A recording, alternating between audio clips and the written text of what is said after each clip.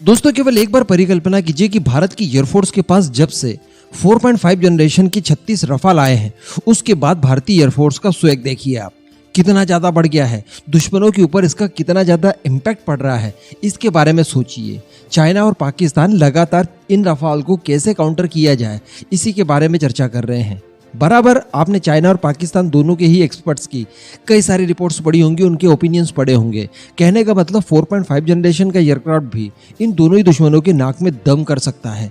तो सोचिए कि अगर भारत के पास 5th जनरेशन का या 6th जनरेशन का एयरक्राफ्ट हो तब क्या हाल होंगे। बराबर कहने का मतलब ये भारत को बहुत ज्यादा डोमिनेंस दुश्मन के ऊपर दे सकता है। लेकिन दोस्तों यहाँ पर यह भी कल्पना कीजिए कि हमसे पहले ये सारी चीजें अगर हमारे दुश्मनों के पास आ जाए तो एग्जैक्टली इसी बात को ध्यान रख रहा है भारत का DRDO और हमारी बाकी सारी संस्थाएं जो कि AMCA के ऊपर कार्यरत है इस समय।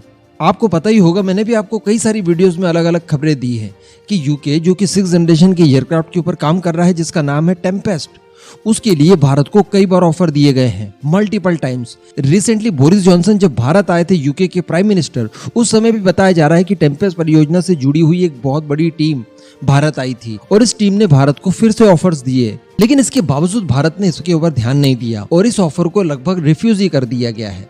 यहाँ पर आप लोग एक चीज और ध्यान दीजिए थोड़ा सा कि यूके हो या फिर यूरोप के बाकी देश हो लाइक फ्रांस, जर्मनी वगैरह, इन देशों के पास 5th जनरेशन का एयरक्राफ्ट नहीं है। अगर कुछ एक देशों के पास है भी तो वो अमेरिका में बना F-35 है। बराबर इनका अपना कोई भी 5th जनरेशन का एयरक्राफ्ट नहीं है। लेकिन ये लोग 6th जनरेशन के एयरक्राफ्ट के ऊपर काम कर रहे हैं। फ्रांस भी कर रहा है, फ्रांस के साथ कुछ छोटे मोटे देश और लगे हुए हैं, तो वहीं यूके भी अपना 6th जनरेशन का एयरक्राफ्ट बना रहा है जिसके साथ दूसरे कई सारे देश लगे हुए हैं। कहने का मतलब यहाँ पर इन्हें 5th जनरेशन के ऊपर भी अब यकीन नहीं रहा है, यानी दुनिया और भी आगे बढ़ गई है, और भी ज्यादा ताकत आपकी एयरफोर्स को चाहिए। ऐसी परिस्थिति में इन्होंने 5th जनरेशन के एयरक्राफ्ट को स्किप करते हुए डायरेक्टली 6th जनरेशन के ऊपर ये लोग पहुंच गए। तो भारत कहीं पीछे न रह जाए क्योंकि हम तो 5th जनरेशन का MK बना रहे हैं।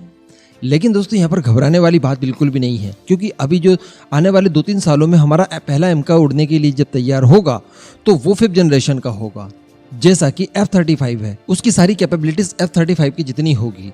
लेकिन दोस्तों बड़ी बात यह है कि यही हमारे MK जब भारतीय एयरफोर्स में सर्विस के लिए आएंगे, जब इनका मास प्रोडक्शन हम लोग शुरू कर देंगे, उस समय तक चाइना अपना 6th जनरेशन का एयरक्राफ्ट अपनी सेना में शामिल करने की बिल्कुल कगार पे खड़ा होगा। क्योंकि मैं आपको बता दूं कि चाइना ने 6th जनरेशन के एयरक्राफ्ट के ऊपर काम करना शुरू कर दिया है।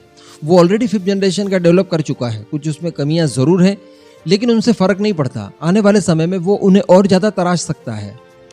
तो ऐसी परिस्थिति में भारत पूरा एक जनरेशन पिछड़ जाएगा। इस बात को लेकर कई अलग अलग कमेंट भी आते हैं कि देखिए जी, हम तो जब 5th जनरेशन पर पहुंचेंगे उस समय तक तो चाइना 6th जनरेशन तक पहुंच जाएगा। लेकिन दोस्तों यहाँ पर अच्छी बात यह है कि पहले कई बार इस बात को लेकर खुलासे हुए हैं कि जो हमारा MK Mark II आएगा वो न केवल 5th जनरेशन बल्कि वो अपने अंदर 6th जनरेशन की भी कई सारी कैपेबिलिटीज रखेगा। उन्हीं चीजों के ऊपर अब मुहर लगती हुई दिखाई दे रही है। दरअसल इस बात का कंफर्मेशन आया है कि जो हमारा MK Mark II होगा, जो कि बताया जाता है कि 5.5 जनरेशन का होगा, उसमें 6th जनरेशन के बहुत सारे फीचर्स होंगे और ये बात अब डॉक्यूमेंटेड हो गई है। मैं आपको बता दूं कुछ स्पेसिफिकेशन इसके बाहर निकल कर आए हैं।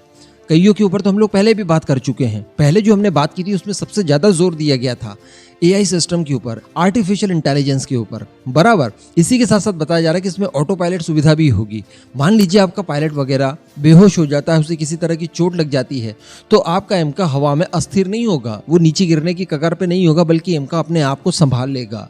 इसमें ऑटो टेक ऑफ और लैंडिंग की भी सुविधा होगी। इसी के साथ साथ ऑटो मीडियर रिफ्यूलिंग की भी सुविधा इसमें होने वाली है, यानी इसे नीचे उतारने की जरूरत ही नहीं, आप इसमें जो भी फ्यूल है वो हवा के अंदर ही डाल सकते हैं।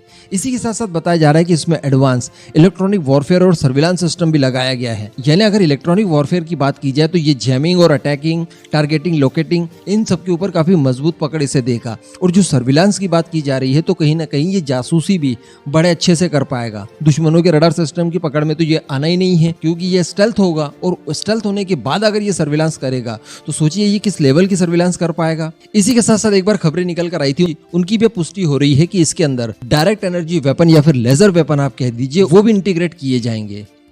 तो डायरेक्ट एनर्जी वेपन अगर किसी एयरक्राफ्ट में आप इंटीग्रेट कर रहे हैं तो फिर उसका स्वैग आप समझ सकते हैं कि कितना जबरदस्त होगा। कहने का मतलब हमारा 5.5 जनरेशन का एम का बड़ी आसानी से चाइना के 6 जनरेशन की एयरक्राफ्ट को टक्कर देने के लायक होगा। और सबसे बड़ी बात है, इसके ऊपर भी हम लोग पहले एक बार चर्चा कर चुके हैं कि कुछ अंदर खाने की खबरें निकल कर आई थी कि एमका को कुछ इस तरह से डिजाइन किया जा रहा है कि आने वाले समय में हम लोग जो भी अच्छी अच्छी टेक्नोलॉजीज डेवलप करेंगे या जिन्हें 6 जनरेशन की टेक्नोलॉजी हम लोग कह सकते हैं, वो सारी भी बाद में हम लोग मॉडिफाई इसमें कर सकेंगे। जैसा कि तेजस के बारे में कहा जा सकता है कि तेजस दुनिया का एकमात्र ऐसा फाइटर एयरक्राफ्ट है जिसके अंदर आप जितना हो सके उतना बदलाव कर सकते हैं। यानी बाकी के एयरक्राफ्ट में भी बदलाव किए जाते हैं लेकिन कुछ लिमिटेशन होती है उनकी, लेकिन तेजस के अंदर आप बहुत सारे बदलाव कर सकते हैं। ये प्रोविजन रखा गया है उसमें। तो एमका के अंदर भी ठीक इसी तरह के प्रोविजंस होने वाले हैं, जिस वजह से ये इसे और ज़्यादा मॉडिफाई करने में आपको सहयोग करेगा। जितनी भी नई टेक्नोलॉजीज आप बना रहे हैं वो एमका के अंदर आप इंटीग्रेट कर दीजिए, इस बात को एमका अलाउ करेगा। ये सबसे बड़ी बात है कि जो चीज़ें आज आप लोग चूक भी रहे हो, तो कल जब आप इन सब चीज़ों के ऊपर महारत हासिल कर लोगे, उस समय आप इनका इस्तेमाल एमका में कर पाओगे। तो कुछ इस तरह की खबरें निकल कर आई और यकीनन ये खबर आप समझ ही गए होंगे कि बहुत ज़्यादा इंपॉर्टेंट है भारत के पॉइंट ऑफ व्यू से।